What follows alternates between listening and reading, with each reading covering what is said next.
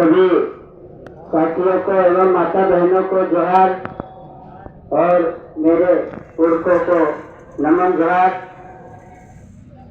भाइयों, अपने को ये बार बार आंदोलन या महापंचायत करने की जरूरत क्यों पड़ रही है?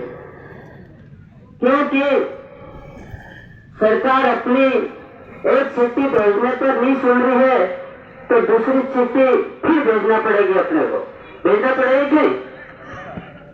तो इसीलिए अभी झूठा वादा करने के लिए फिर आ गए हैं ये लोग, कांग्रेस और बीजेपी।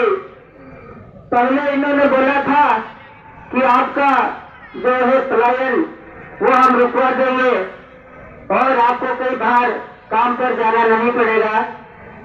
तो अपन ने पागल होकर उनको वोट दे दिया, तो वो फिर राजा बन गए और फिर उससे ज्यादा अपने को पलायन पर जाना पड़ रहा कि नहीं? तो इसीलिए अभी फिर वो वादा करे कि आपको लाडली बहनों को हम 1000 रुपए दे रहे हैं, ये सिलेंडर के हम पैसे दे रहे हैं। तो इतने साल से क्या मर गए थे क्या? इतने साल से मर गए थे क्या? मेरा एक सवाल है कि 5 साल हो गए आपको जीतते हुए, 18 साल से आपने मुख्यमंत्री पे कुर्सी पे सत्ता पे बैठे और राज किया, तो 18 साल से आपने गैस सिलेंडर का भाव कम नहीं किया और लाडली बहनों को 1000 रुपए जमा नहीं किया और आज 15 दिन से तुम 1000 रुपए जमा करने लगे। क्यों? वो आपको जाल में फंसाने के लिए 1000 रुपए डाले। आए समझ में? दूसरी बात, वो 1000 रुपए भी अपने पैसे है। वो किस लिए अपने पैसे है?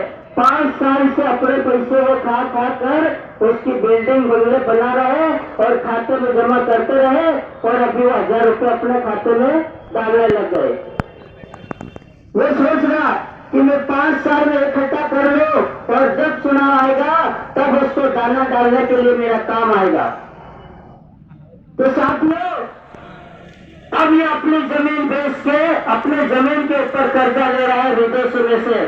सुना है 2 लाख 1000 करोड़ कर्जा ले लिया है अपने भारत देश के ऊपर। तो साथियों, अभी इसने 8 लाइन निकाले हैं और 8 लाइन पे अपने को चलने नहीं दे रहा है। क्यों?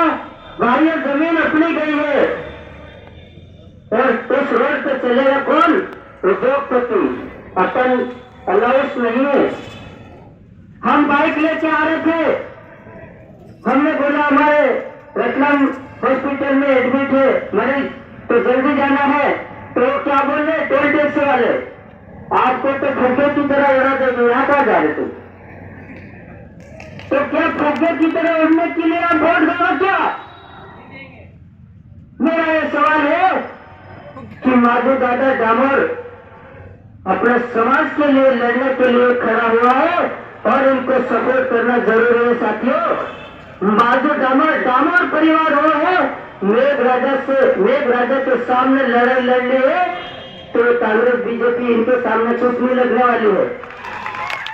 साथियों, आज अपने को माधु दादा के साथ में संघर्ष करने की जरूरत है और माधु दादा को सपोर्ट और वोट देकर विधानसभा में भेजना है और विधानसभा में जाकर माधु दादा अपने समाज की आवाज उठाएगा और अपने 8-9 ग्राम उद्योगपति खरीद रहे हैं उन पर रोक लगाएंगे। कौन? माधु दादा।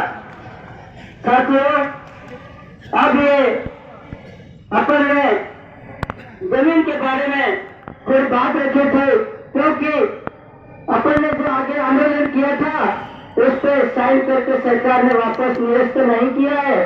वो सोच रहा है कि मैं फिर से सरकार बन जाऊंगा और फिर इनको वहां से भगा दूंगा। वो तो उसने रोक रखा है। क्यों? कि अभी काम चालू कर दूंगा तो मुझे वोट नहीं देगा, इसलिए रोक रखा है।